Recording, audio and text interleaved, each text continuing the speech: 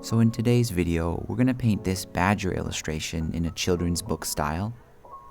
We'll cover all the usual steps, and I'll also show you my technique for getting a scratchy texture like this on the fur.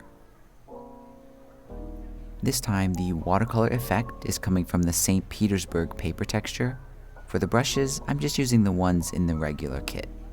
Now, I've got my sketch placed in here as the very top layer, and I've lowered the transparency just so I can barely see it. Now to start painting, I'm going to go through and use the abstract round brush, and I'm going to kind of loosely fill out each layer here, each different color. So the body of the badger is one color, so I'll fill it out like this. Then I'll use the eraser brush to cut it back. And I'm going to go through and do this same process on all the major parts of this illustration.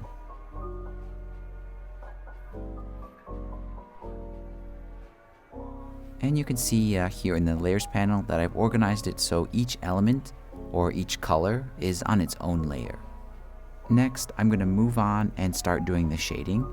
So I'm going to start with the first one we did here. And the shading is pretty easy. I do this with the selection tool.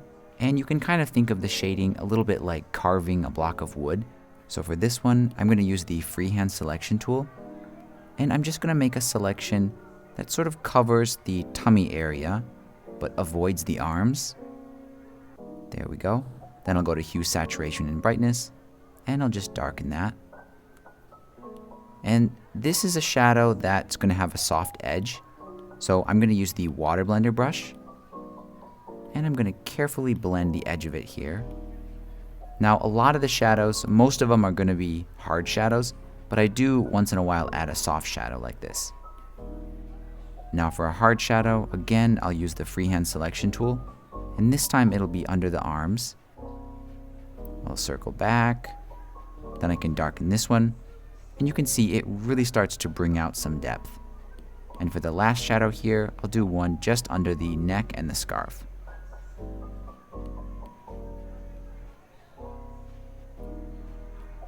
And I'm going to go through just like this and add shadows to each element, just wherever I think they look good.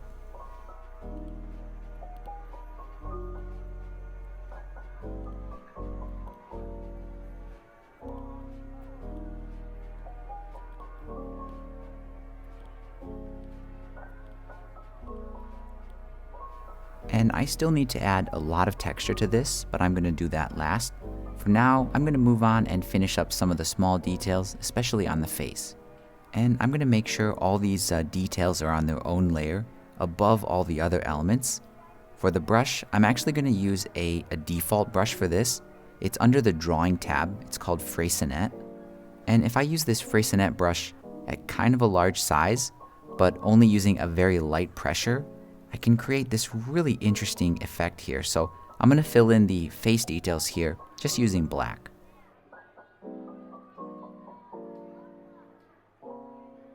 After that, I'll use the eraser brush to kind of flatten the top. And I'll also use it to add the eyes. And I'm going to continue on using this same Freycinet brush and do the rest of the details.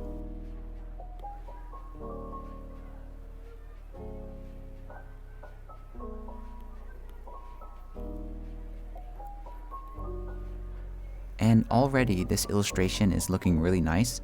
To finish it up, we just need to add some texture. So for the furry texture, what I'm going to do is I'm going to select that layer here with the body of the badger. I'll make a blank layer above it, so the texture is occurring just above that layer. And I'll still use this Freycinet brush that I did the details with. And I'm going to select pure white. And if I just scribble around, I can create a texture, but the problem is the fur has a grain to it, and I would expect the grain of the arms to be a different direction than the body. So what I'm going to do is I'll use the freehand selection tool, and I'll make a selection just covering the areas where I want one direction of this fur texture to go. So I'll select it just like that. And now when I use that Freycinet brush, you can see it's limited to just that area. So what I'm going to do is just very lightly go through this and add that complex grain texture. And a couple of times I'm going to change the color to maybe a medium gray or maybe even a black, just so there's a variety of shades in this texture.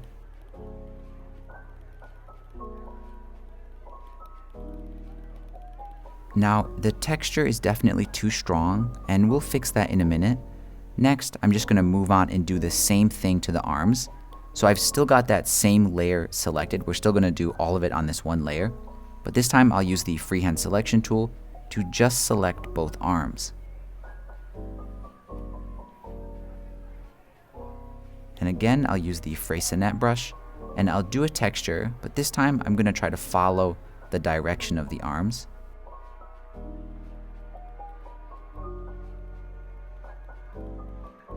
There we go, that looks pretty good. I didn't mask off the coffee cup, so I'm going to use the eraser to kind of clean that up a little bit. And as I mentioned before, this texture is too strong by itself, so to adjust it, of course, we can just lower the opacity and set it to a point where the texture is just barely showing through. And for the texture on the head, I'm going to do the same thing. I'll select that layer, make a blank layer above it. I'll use the selection tool so my texture here is limited just to this shape. And then I'll use the Freycinet brush to rough this out.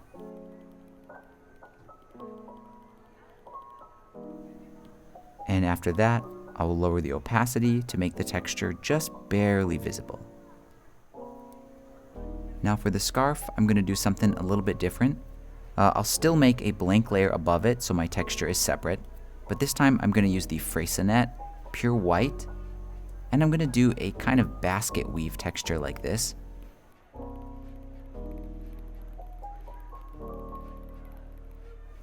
And just like before, I'll adjust the opacity so the pattern is a little more subtle. And lastly here, as a finishing touch, I'm going to use the Freycinet brush to add some outlines. And that's pretty standard. I'm just going to make a blank layer above everything.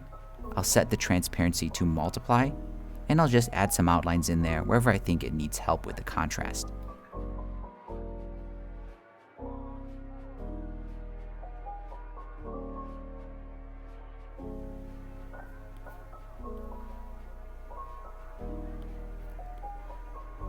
And there we go, this cute little illustration is all done, and here's a look at the final result.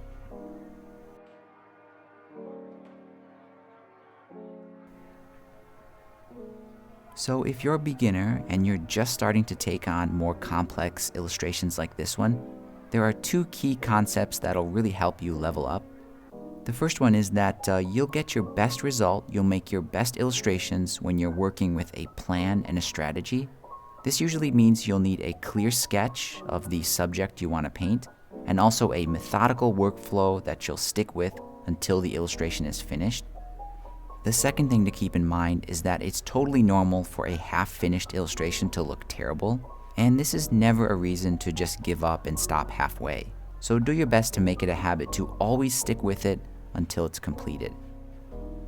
And that pretty much wraps it up. As always, if you think I've earned it, please give this video a like and subscribe to the channel if you haven't already. Thanks again for all your support, thanks for watching, and I'll see you in the next video.